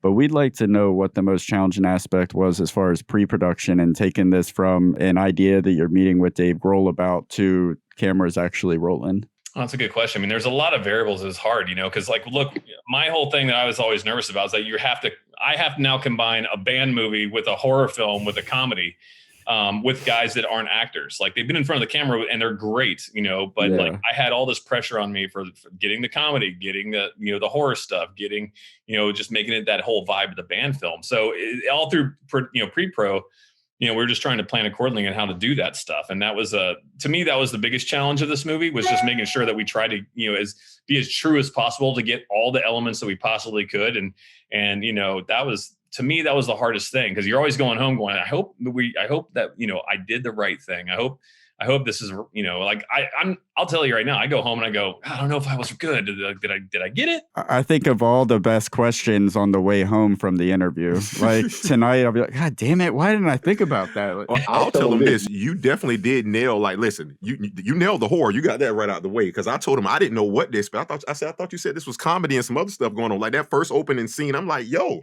this finna be some deep, dark shit. You know what I'm saying? To see it's hammer time. To see that hammer going to that girl's head and shit like that was, you got the horror out the way right away. That was very intentional because I wanted to make sure we opened the movie with a darker tone. Because look, to be honest, when someone says, "Hey, we're going to see a movie starring the Foo Fighters," they're going to go, "It's going to be funny." It's going to be silly and fun. And of course, yes, that's what we were going for. Right. But I wanted to open the movie pretty drastic and pretty nasty. I mean, dude, there was a cut that scene went on for like way longer and it was way gnarlier, and I had to cut it down to what it is now. I mean, it was brutal. But oh my gosh. Version you tell is a very whittled down version. I like to go big, and then everybody tell me I need to pull it back. Yeah, when we talked to Marti Matulis last night. He mentioned that, and he said to say hello. By the way, I love him. And he said that a lot had to be cut because you would hear BJ in the back going, "Hit it again, more blood." Oh yeah, I mean, it was good. If you take something beyond the extreme, it goes from being controversial to being hilarious. Yeah. Well, the other thing too is my whole take is if I know I'm going to get a ton of stuff, I know I can scale it back. It's you can't go the other way. So you might as well, if you manage your time right, you can go to that realm, and then you basically put it all in the edit, and then you go, all right, what do you guys think? Because for me, I like doing a lot of brutal stuff in my movies. Like I just do like violence and things like that. Nothing, like that kind of stuff. I like to go and push the envelope with it a bit, with the brutality and the violence and the blood and the gore. Mm-hmm. That's just me. But I allow myself to pull it back, and that's and because you have to play ball with other people. It's not just this is what I want. I'm the damn director. Blah blah blah. No, people come to you and go, hey man, you might want to. It's a little rough. Right. Let me get back into the edit bay and then start killing your babies that you loved, and then you turn into the softer version, which is still pretty dark. And it leaves the possibility open for a director's cut or something. There you go. When they're ready. Yeah. Jesus. Growing up a fan of horror, would you have ever believed that John Carpenter would have had a hand in the theme song for your film? Yeah, man, that was like bucket list stuff. Like I remember me and Dave were talking about it, and we just started bringing up John Carpenter because we wanted to kind of have that, like the old vibe, the old 80s kind of vibe, like the kills we wanted to keep very Friday the 13th funny, like super over the top, stupid, silly. But we wanted to have kind of the vibe. Even the shadow people that I wrote into the, had the writers put in the script, that's a full on ode to the fog. So when we got John, when we reached out to him, it was, Dave had helped out Daniel Davies years ago. And John was like, dude, you helped out Daniel like so long ago that I'll write you guys a theme song. And then we were kind of like, that's awesome. But would you like to also come be in the movie for a second? And he was like, yeah, sure. So that was like, oh my God, you actually have the guy that in kindergarten, when I would walk around with the Escape from New York theme song in my head, I was just like, my God, I have John Carpenter right here in front of me. I'm directing John Carpenter and he's writing a theme song for us. It was like, it just was like I don't get very starstruck anymore, but that was, I will say, a moment where I was like, wow, this is really happening, and I'm so lucky.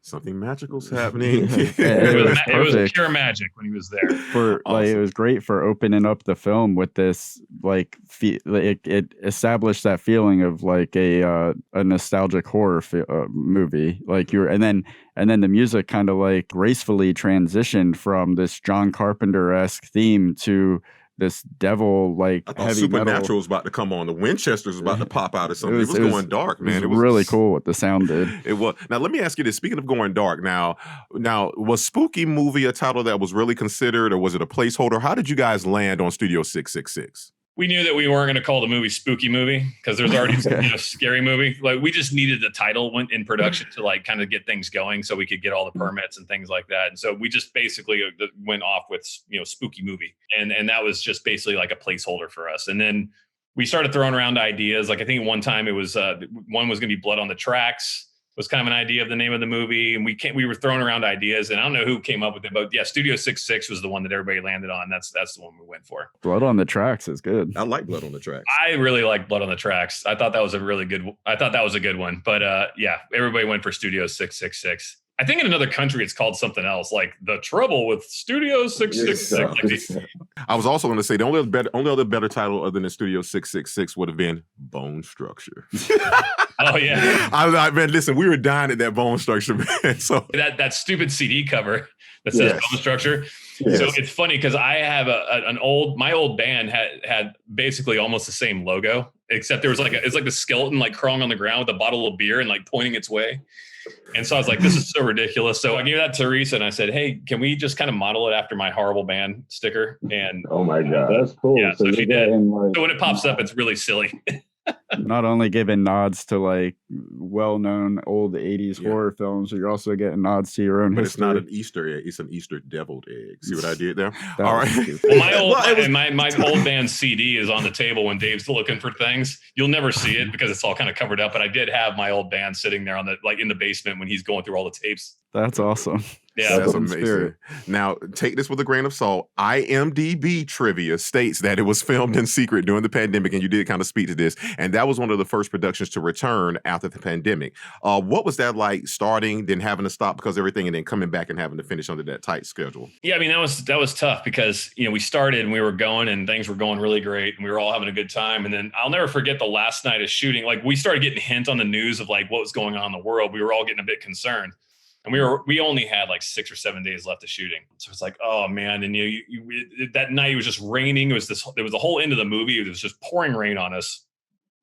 And I just remember being like, you know, I kept hearing from the producers, like, we might have to shut down. We don't know how long we might have to shut down because everybody's going to shut down. Everybody's going to go into lockdown. You know, it was a weird time for all of us. So everything was just, how you shoot movies. We shut down thinking maybe 2-3 weeks we'll come back. Cut to like 6 months later, we come back, you know, and during that whole time I was editing via remote here in my office with an editor, but we only got to as far as we could possibly get. And then the whole time, like, I don't know if we're going to come back because, you know, what people don't realize is that in movie making, there's a budget. And say we were shooting at like the stages at Warner Brothers or something like that. Well, then, okay, they have to rent the stage and the sets stay up. No, we had to keep renting that location through the pandemic. Wow. So you have to remember that like a lot of our budget that we had to go into renting this mansion in Encino. And you can only imagine how much that is per month for 6 months straight. And that's also not including keeping wardrobe, keeping all these things. Because also what people don't realize is that when you make a movie, you're renting gear, you're renting all this stuff. So the money just, you know, if you're sitting there, just you have to keep paying rental on these things. And you know, it took a lot of budget. And then coming back, now we had to learn how to go through testing, you know, 3 times a week. How long is it going to take for all the crew to come back to sets? How long is it going to take to get every single crew member through testing? Because we were one of the first jobs back. We were the guinea pigs. You know, there's some TV shows that came back, but we were one of the first features. So we had to learn how to do all that stuff. So coming back, now we're wearing masks. You know, no one can, like, when I'm yelling things, it's like, you know, it's like muffled, and I'm wearing goggles, and the whole crew's doing that. We all have to social distance. Everybody has to stay away from each other. So we're all kind of like, your norm of running in there being like, hey, just check this out, do this. It's like, no. And you have people on set saying, back up 6 feet, you know, and so you're like, oh, yeah, I gotta remember that, you know, and it took a lot of getting used to. But the cool thing is that all the people believed in the project so much that were there from the first part and were having so much fun that everybody came back. Everybody knew what we were doing and we're having a good time with the movie and knew that we were just making a fun film, you know, and they all wanted to be part of it. And it was really nice, you know, to see that and have everybody come up at the end of the day being like, this is the most fun I've had on a film set in years. And I've laughed all day long. This is great. You know, so even with the pandemic and coming back and all the learning curves and you know, all that, it still was a labor of love with the cast and crew and everybody. Everybody's heart, you know, blood, sweat, and tears were in it. Yeah, I'd imagine that had to be the most challenging part, is just that uncertainty, wondering if you put all this work into something that wasn't going to see the light of day, and working on and editing it while all this is going on. But that had to be so validating for to come back and the whole cast still be there. It's almost like that old saying, if you love something, let it go. If it comes back, it was meant to be. Yeah, exactly. You know, I'm proud with what we did. You know, it's like it was tough. You know, this whole process was tough, and like, but you know, it was tough. But working with like the best people ever, in my opinion, we had such a great time. And you know, I think that the fun of it all shows on screen. The chemistry is everything in that. I can tell you that. You feel like the way I could best describe the energy of the movie is when Dave Grohl just randomly hugs Taylor when they agree to be on the same side and stay there. This needs a hug. Like that kind of energy kind of goes throughout the whole movie. Totally. Speaking of IMDb trivia, there are currently 2 pieces of information listed on there, and you've already given us some great stuff. Marti Matulis talked about the Whitney Cummings sex doll. That scene, that her famous Instagram alter ego. No, it was more than a doll. It had its own special. Excuse it co-hosted me. a special. He brought up that she donated that to the production to be chopped in half. But I was wondering if there's anything else that you think fans of the film might want to know. No, I mean, like I said, it was a hard go. Like going back to that pandemic, like it was tough. The location was hard. We had, trying to keep a movie that's in one location is also really hard to keep interesting. And that was a big challenge for me. It was like, how do I keep this place looking cool? Like, how do we not make this stale? Like, so that's what we changed, like, camera angles. We changed the lighting in certain areas when you're in the same room, because it's hard to keep a room where all the guys are always going to be in the same spot, because that's where their instruments are going to be. You can't change that around. So you go back in that room so many times, you got to try to make it more just keep it different in ways, try to make it look a little bit different each time, or like come into it differently. It was challenging, but it was challenging fun trying to like figure it all out and just make it all work, Yeah. I think they did. I told you, me and him were talking about this in basically two main locations. It's the office and it is there. But I mean, you don't feel like you're in the same house all day long. It's like, oh, here we go again. We're back in this room. And especially with Pat sleeping all over the place, you didn't know where you were. I mean, the basement felt like two different locations within the same scene when before and after Grohl listens to the tapes. Just the way the lighting shifts in there, it feels like a completely different, it's complete tonal shift. It was awesome. Yeah, and that was the cool thing, is we could get two different looks of the basement. The basement had the warm lighting and everything like that. And then when Pat and Nate go down there with the book, I basically told the DP, I was like, just think of this movie like this down here is the Well of Souls from Raiders of the Lost Ark. And I remember when we cut the first edit, when you use temp music to cut it, we actually used the music from Raiders of the Lost Ark, and we used that, and it worked really good. But obviously that was like, John Williams' score, so we can't do that. But Roy Mayorga, who did the score, did a phenomenal job, like mixing the John Carpenter theme and then making it very John Carpenter, and then ramping up the score at the end and making it very epic. He went from like a very Carpenter-esque score, but when things get real, you start adding horns, you start adding all sorts of different instruments in that, and you make it, you bring the music and rise it with what's happening in the story. Yeah, it kind of the darker tones in the score and in the song reminded me a little bit of the Lords of Salem. Actually, like that. Like, were they playing an L note? Yeah, right. They were real sharp. That's what brought the witches down. Yeah, exactly. Now, there's a rumor, but it may be a fact, because we think it's a fact here. Can you tell us about the river of fake blood that wound up flowing down the street from the house of Encino? 100% real. That's 100%. Okay. I mean, that was real. So we actually had to build a whole set like to do that. So we shot Rami and Whitney in the guest house. That's where Rami's room was in the story. He's in the guest house. And when we were like, well, look, we were trying to think of like, how are we going to do this? There's no way, because we realized that what we were about to do would probably completely destroy the interior of that place.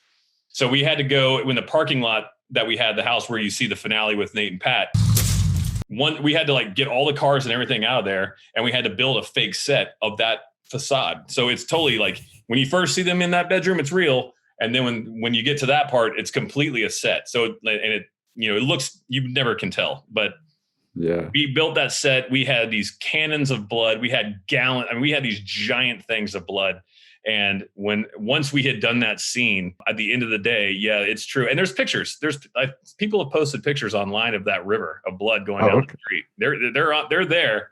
I've seen it. But I was walking to my car, and seriously, there was a flowing red river going down the street of Encino. It's like Ghostbusters 2, Lord Vigo is a river of blood. Yeah, right. It's like just evil.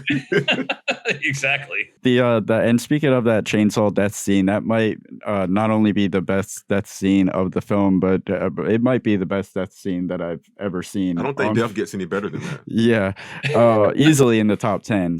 Studio 666 has no shortage of insane, elaborate, awesome deaths. Do you have a personal favorite, and what did that process look like for you creatively coming up with those scenarios? I love the Rami one. I mean, I love them all. I think they're all really great. The Rami one was especially great because of how much blood we used.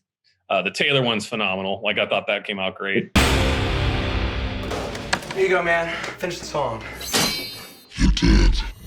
The cherry on top of the Taylor one is this all the way down. When you flick off the part of the body, they wouldn't even be able to see you if it was alive. It was a fatality. I know. That was, and again, that was improv. That was Dave. We had him do a take where he did devil horns all the way down, and then the next take we did the take where and Dave was like, "Let me do this one." We're like, "Yeah, do it." And so he did that take on that one, and of course we were all laughing when he did it. We're like, "Yep, that's when you know you got it. Like that's the one we're going to use." And not to mention, shout out to the Mortal Kombat callback fatality right there. Like I said, that was Kung Lao all the way. I loved it. Throwing that hat and chopping up heads. Yes, sir. Yeah, I mean, it's hard to tell which one was the best one. I love them all actually, but I think the Rami one, for how much went into that, was pretty intense. Because it is practical. That whole thing, that sequence is all practical. Oh, it looked awesome. He said that he was very appreciative of the fact that they that role let them finish. Bro code. I told you it's bro code. I'm not gonna kill you for you. Never mind. Okay, yeah. There's no shortage of nods to classic horror films in Studio 666. My favorite is the possessed talking raccoon on the wall happening directly after like finding the Necronomicon for the first time. It's a cool callback to Evil Dead 2. Is there an Easter egg in the film that you're most proud of? There's a lot of Easter eggs in there, and that was intentional, obviously, to do that. Like the delivery guy going up the stairs is an Exorcist shot, you know. The shears coming up is the burning. The shadow people in the movie is a nod to the fog. Dave coming up out of the pool is a nod to Friday the 13th. Like, you know, and then you know, it's even the spirits in the end that's a nod to Raiders of the Lost Ark.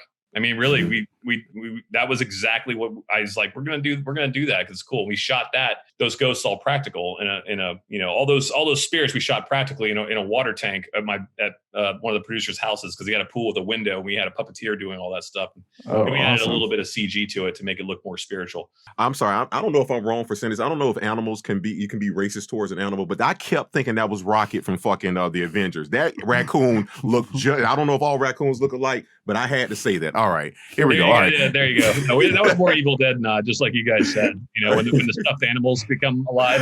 We made that. The raccoon was more of a spiritual siren, is what kind of we came up with. And it was funny because we weren't supposed to do that, and it's not in the script.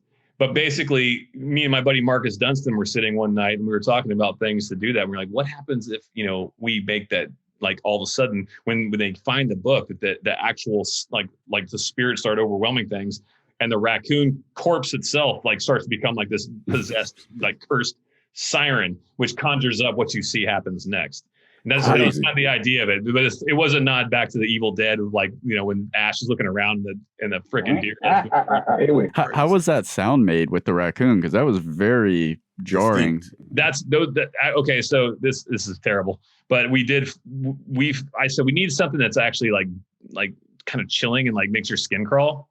So I went online and people might hate me for this one, but I went online and I found sounds of rabbits dying. Oh, that'll do it. I like it. And I can say that because me and my wife have 2 pet rabbits and we love them. They're free roaming rabbits in the house. They're hilarious. But there's a certain noise that these animals make that is actually bone chillingly horrible. And that is actually a mix of a couple different versions of it that we mixed in with the raccoon scream. That is so cool. That's amazing. Wow, that's like an accidental nod to Pet Cemetery too. Now, told you to get those rabbits, Drew boy. Right? Now you mentioned in another interview with LRM that you already have ideas for a sequel. Can you give us a morsel, if you can, of one of the potential ideas that may be floating around in your head regarding that, if you can? Oh, that's the thing. You can't give away your plots because you never know if you'll come back to do it. True. This is true. I knew that might be a response, but we still had to ask. But you made me ask. You could have asked.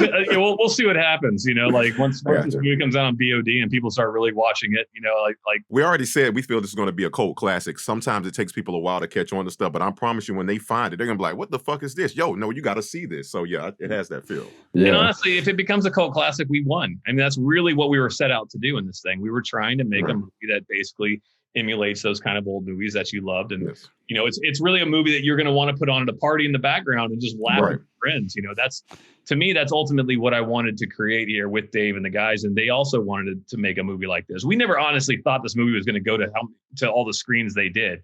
You know, we were just kind of like, we're just making a fun movie and hopefully people really enjoy it. And all of a sudden, next thing we know, they send it out to a bunch of theaters and we're like, okay. All right, let's go. You pulled it off. We watched it twice and thoroughly enjoyed it both times. And exactly that. It's like get as many people as you can in the room to watch it with you, laugh your asses off. Yeah. It's a great time. Yeah, it's a fun movie. It's like, and I'm proud of it. You know, like I love what we did. Dave and the guys love what we did. We had a blast making the thing. You could tell. Yeah, it came out awesome. Before we move on, we would like to hear not your best pitch for Studio 666, but what is the best compliment or praise that you've received about the movie, whether it be from family or friends or people that you admire in the industry? The best compliment? Wow. I mean, it's really just talking like it's really talking to all you guys who actually love the movie. That's the best compliment to me. Like people don't realize how much blood, sweat, and tears you pour into making a movie and how long it takes to make a movie. And it's amazing you actually sometimes can get a movie like this made. Mm-hmm. It's moments like these that I find really fantastic, that I can talk about the movie and then people want to talk about the movie that enjoyed the movie. That's the best experience for me. That's the best thing that I can do here and encourage people like the younger, filmmakers, the people that want to be out there making movies, is that, look, man, we went out and did this movie. You can too. It's not unobtainable.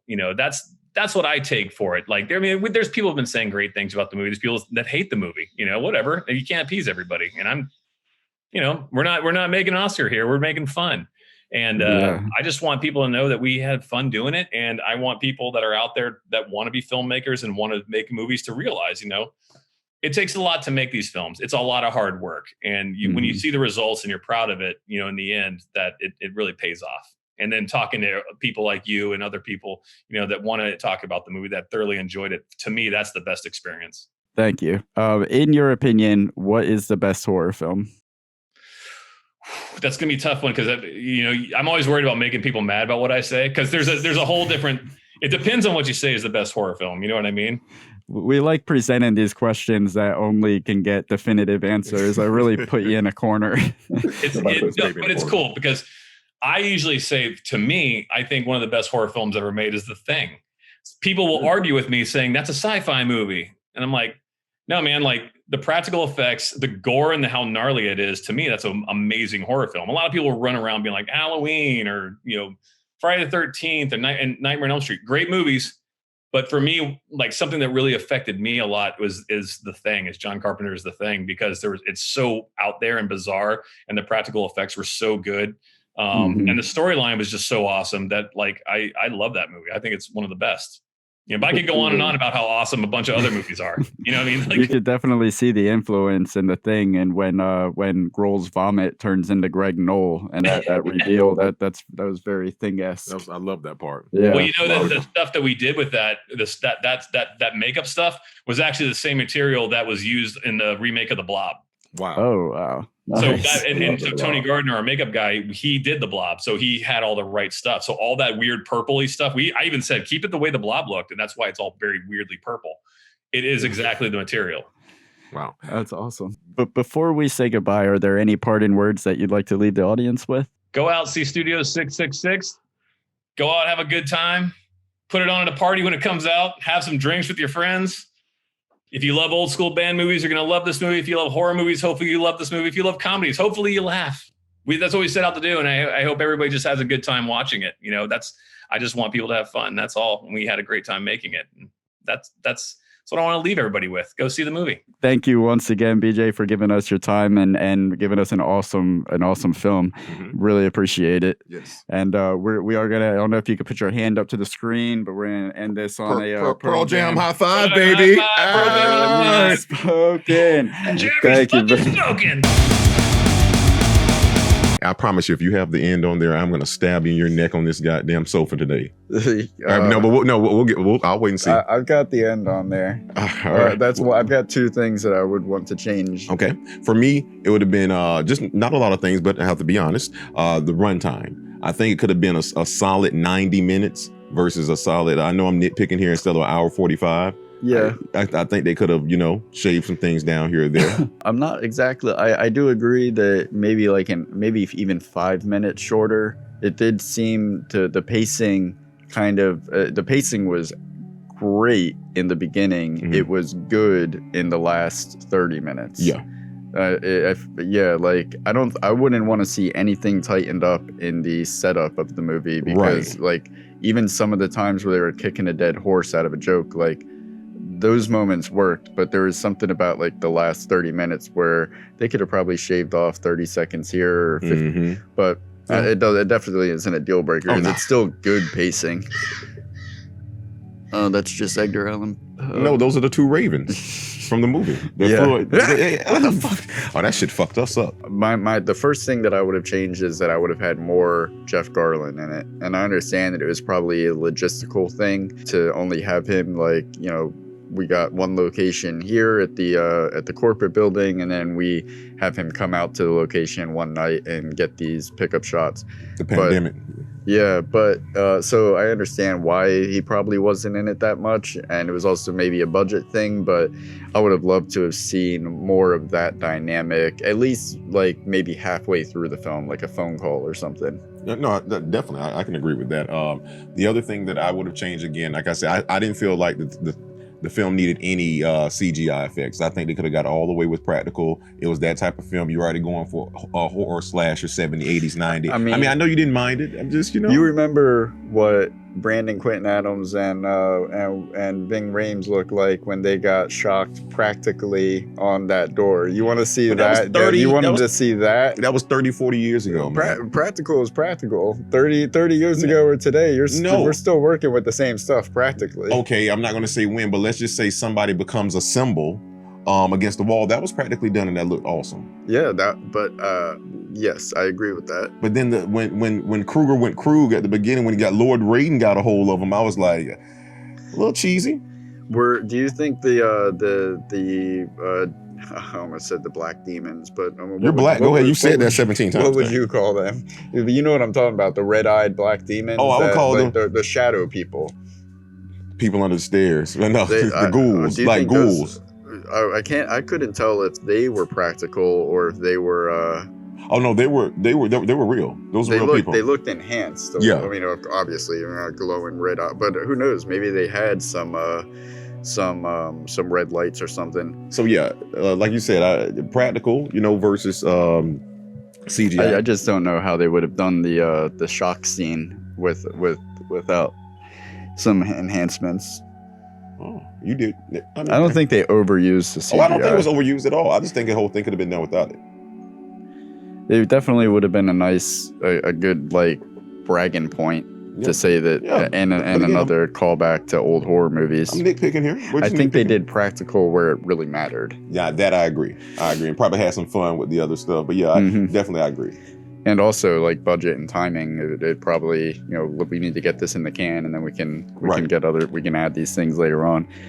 The ending, and it was just a portion of the ending, just one little moment when I'm going to try to word this in a way that doesn't give anything away. The voiceover, when the people come out and the voiceover plays, "You killed us, you will be cursed." I just didn't need that voiceover. I think it would have been cooler if we just saw what happened. The people come out, they look over the dude, they send him on his way, and I think I would have figured it out on my own who those people were in relation to the person that they were. Because they showed them. They showed who they were so I didn't need that. The voiceover just kind of like most of the movie was the parts of the movie that were tongue in cheek did it in a way that was self-aware, that was almost like having fun with itself. But it was that one moment was just kind of like it was the one part that didn't really seem to be needed.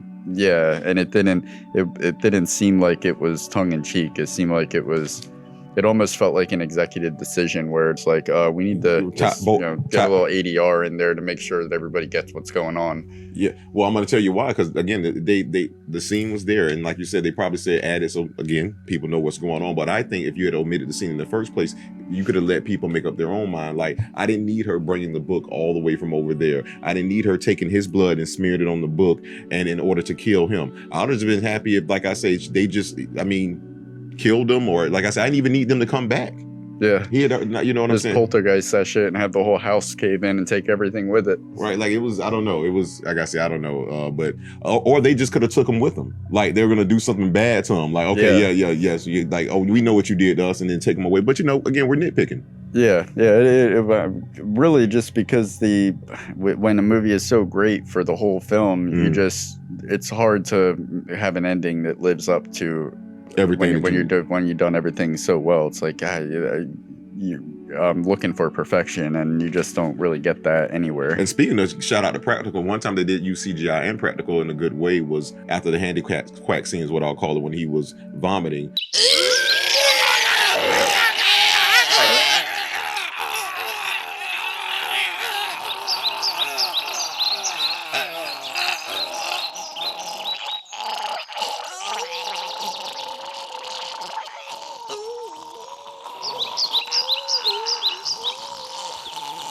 What came from the vomit originally started as CGI, but then they did a good cut of it to the practical. That was done extremely well. That was some old like John Carpenter who did the theme would be proud watching that, because he did The Thing, which is like the epitome of body horror, as great as body horror gets. And that was one of those moments when I wrote down the homage to like body horror, the body horror version of the genre. All right. But yeah, they're just two little things. So with that being said, here's our review. Oh, sorry. Here's our review. All right, so here is our review of Studio 666. First of all, I want to say thank you to Mike Kehoe for putting us in touch with BJ McDonnell, who put us in touch with Open Roads Films, who so generously got us a screener to watch the movie early so we can have the ability to even do this. And this will be spoiler free, so you can watch this without any suspense. We're not going to ruin anything for you. It is a campy, great time. That was the first note that I wrote. Oh my God! The movie is like, if you're a fan of horror films, or if you enjoy laughing, you will find yourself entertained by this movie. It is over the top, vulgar, insane. The dialogue is just absurd, witty. The best way to put it is just, it is one hell of a crazy good time. If you took the energy of rock music and somehow translated it into comedy horror, it's like rock and roll. Let me apologize in advance for all the rock we're about to make. Put it this way, you don't have to be a fan of horror or rock, and you can enjoy this film. That's what I want to say. This is just a good film on its head. So for the Foo Fighters to be in this film, and for them to be artists, but acting may not be their main forte, I think they did a hell of a job, because we talked about who we would have wanted to see what bands see. I know a lot of bands that could have never pulled this off. Wow. Yeah, it was their charm and their chemistry that actually made the movie. Like when they like went full on into the horror genre and they had the effects and everything, those were pulled off competently, especially for like this is BJ McDonnell's second film, and most of the people in it are not like traditional actors. All of these moments were pulled off really well, from the response of the people that the horrific things are happening to, to the way the horrific things are pulled off, either practically or with visual effects. It was all done very well. Like there was never a moment where I was distracted by an effect being subpar or something like that. But the movie ultimately succeeds because it doesn't lean on those moments. It doesn't lean on like being a horror movie at all. It is like purely the charm and the energy that exists throughout, whether it's a funny moment or a scary moment. There's always this same like you're having a really good time. There's one scene in the film here that I won't say who it is, but I will say this and you'll know what I'm talking about, because it brings what you just said to a great point, to where they didn't lean too much into horror and they didn't forget that they were still being in a comedy. Is the scene where someone tells someone no, The person turns around and says, "What'd you say to me?" He said, "I said no." And then he pauses and you think that he's gonna go full horror mode on him, but he just goes full rock star, like, "You know the fuck I am." I'm like, so that's the monster within him, and I'm like, oh, that was brilliantly done. I can park wherever I fucking want to. That had nothing to do with what the fuck they were talking about. I can park where. Do you know who I am? So yeah, so that's why I say they never took it too seriously, but they did take it serious. Like, and I like that. Yeah, that like technically everything was done. Oh, like you can even tell, like, when they were moving in sync. I'm like, somebody just told them, guys, on 3Q, you guys go this way. They moved in unison. I'm like, okay, yeah, it was crazy, man. The lighting and the sound. Oh yeah, was so like pristine. Yeah. Well, I mean, they're rock. Man. No surprise with the sound, but the lighting was just incredible. It was just done so well. I felt like I can't even like. I didn't see any soft shots. I didn't hear anything peaking. I didn't hear anything. And they had fun with it. Like they used they adjusted the lighting. Like in the basement scene, they changed the whole look of the basement by simply making it a blue lighting hue versus the red, rustic, orangey feel what was that show we talked about? That basement looked like the Strain. Mm-hmm. Yeah, and I think that's BJ McDonnell working on so many music videos, like, because it had that kind of raw energy of a music video where there was no shot wasted. Like in a lot of movies, like an insert shot, it'll just be, straight on insert shot. But with this, it had that Sam Raimi type of energy to it, or like music videos where there's always motion, there's always movement. The deaths in it were everything in this movie was over the top, which is one of the things that I loved about it. Like from the punchlines, the tension was always over, the aggression, the fuck yoga. Hey man, let me get the grill tomorrow. Okay. Yeah. And then even the deaths were over the top. Yeah. And they were like fatalities. Yeah, it was like a throwback to the old like 80s horror where you just like go as big and bloody as possible. And speaking of the aggression being over the top and the deaths being over the top, when an unnamed person gets murdered, half of their body cut from the nose up, and the rest of their body is sliding down the wall. Fucking Dave Grohl just his middle finger follows his all body the way down. As it slides down. He's already dead. This is purely for you, flicking him off. Yeah. It was, but it was just that, like, unnecessary, over the top vulgarism. It was just so refreshing, weirdly refreshing. Yes. And the pacing, like, I know we said that the pacing in the last 30 minutes could have been adjusted a little bit, but overall, I think that one of the notes that I had was the pacing of the film. For me, it felt so like, I felt like it was always moving. Yeah. There was something always, like, if you weren't laughing, you were like gearing up for some kind of crazy suspenseful moment to happen. It was one of the two, and the energy and the charisma was always there. I can't think of somebody that really brought a scene down between the supporting characters or the main cast or the Foo Fighters. Like, especially just watching the Foo Fighters banter with each other. They've been working together, touring together, recording together for decades. Right. So they've got that natural chemistry that worked as an advantage. I thought that's what was beautiful about it as well, as far as not only to me, I told you, when they actually got to be a band, like that's what I think is beautiful about this film. You're watching a film, but then you get to see certain elements that you would never see. Yeah, you've seen behind the scenes of them rehearsing before, but this is actually them, like, in an element you not seeing them in, but they're still being a band. When they're rocking out and doing this stuff, they're really fucking playing. You can see that's why some of their eyes are closed. Their emotions are completely different than the characters they're portraying. Yeah. But once the music stops, they're back in character again. So it's beautiful, man. Like I said, the drummer's going hard. Like, everybody's Pat, man. He's the plant. Pat has to be the plant. I still cheese, man. But I'll just say, from the beginning to the end, I was thoroughly entertained. Right. We didn't even take a pee break, and I had to bad. Like, from 30 minutes in, I had to go. I didn't want to stop it because the pacing was there. It was just, I didn't want to break that natural. Like, they had this flow going. They found a rhythm. Like, leave it to musicians to find a rhythm, but this movie had a rhythm that just 1, 3, 5, 7. It kept you entertained from the beginning to the end. And I mean, it was just, it is one hell of a good time. God, it's killer. it's a movie. Put it this way: it's a movie that you would always say, "Hey, man, have you seen this?" And you want to show it to somebody.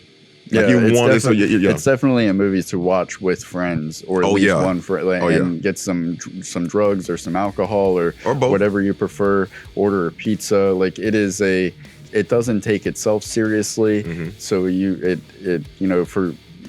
gives you permission to just turn your brain off and just fucking be entertained. Now, this whole project started out as a silly idea that we imagined would be like a low-budget slasher film. And then it turned into a full-length feature film, and then we're here. Yeah, badass death scenes, hilarious comedic scenes, a little bit of Whitney Cummings top titular area, and some kick-ass music.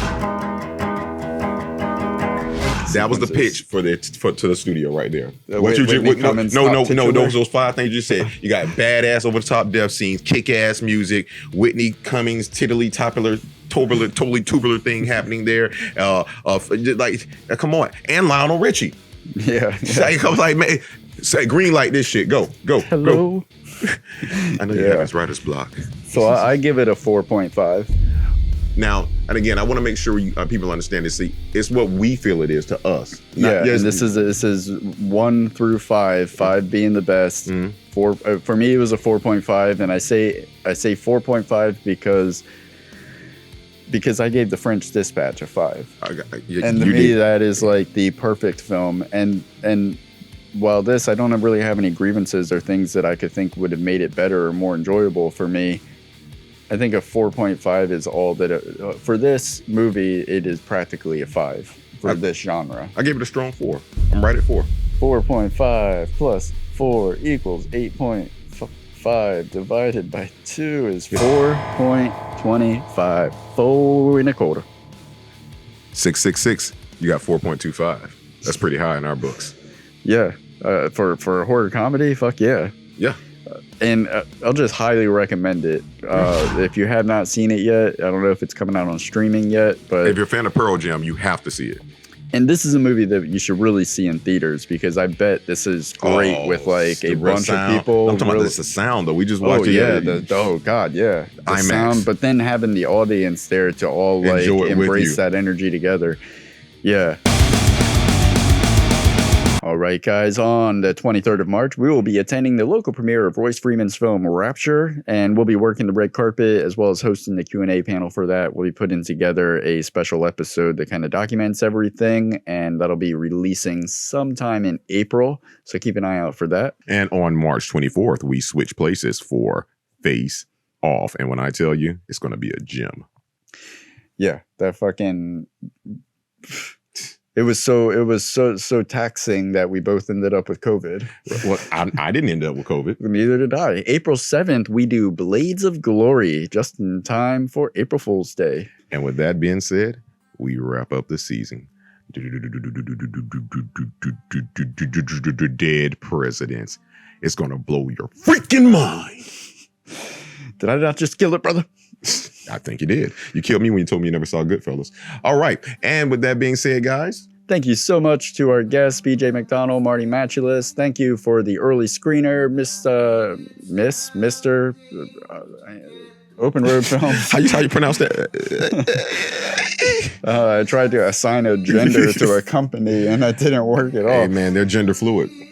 Thank you guys for watching this episode. Go see the movie, and come back here in just a few days and watch us beat each other. Face Off. Don't forget, always have your pet spayed and neutered. Fuck yoga. Reflection of my Walkman staring back at me. 'Cause in my dreams, it's always there. That evil face. Goodbye, goodbye, goodbye, goodbye, goodbye, goodbye, goodbye. Why don't you subscribe? It'll last longer. 66, the number of the beast. Hell and fire, supposed to be